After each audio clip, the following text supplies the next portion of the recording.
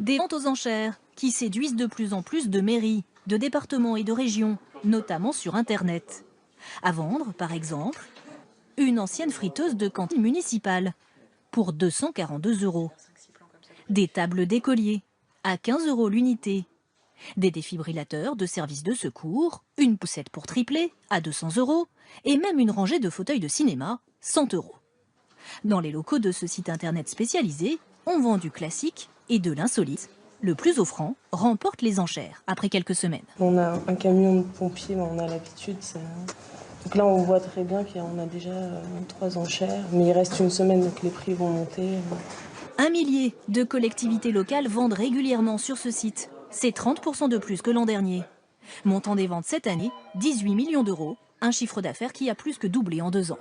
Avec, on va dire, l'usage démocratisé d'Internet, finalement, les collectivités ont sauté le pas, elles sont de plus en plus nombreuses à sauter le pas. Donc là où ça pouvait paraître, il y a quelques années, comme un usage un peu atypique, aujourd'hui, ça devient presque la norme pour une collectivité. La ville du Mans est une pionnière des enchères en ligne, avec des ventes plusieurs fois par an. Gilles Mousset est photographe, salarié par la mairie.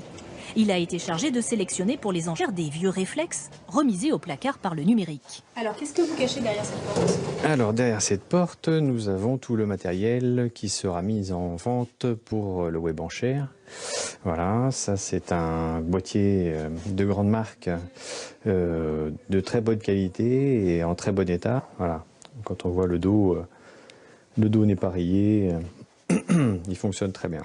Boîtier argentique. Boîtier argentique, pellicule, voilà, tout à fait. Des boîtiers argentiques qui ont très peu servi, des objectifs et des zooms de toutes les tailles, et pour toutes les bourses, de 5 à 1 500 € pour un très bel appareil professionnel. Des prix fixés selon une cote Argus du matériel photo d'occasion. Au Mans, ce qui se vend encore mieux, ce sont les anciens véhicules municipaux. Bonne nouvelle pour le maire, la vente en cours a bien démarré. On a une Renault Clio qui est bien partie. 10 enchères. Ah, on a également 9 enchères sur un fourgon Master. Ah oui. Ici, en 6 ans, Le Mans a récolté plus de 450 000 € de recettes. On a le montant, il faut toujours être inventif. Il faut l'être plus que d'habitude. Oui, parce qu'on est quand même dans une situation de repli des dotations de l'État. Alors attendez, ce n'est pas la solution totale, mais ça s'inscrit dans cette attitude de recherche de recettes et d'économie. Recettes, parce qu'on vend, économie, parce qu'on consomme moins d'espace. Moins d'espace de stockage à louer.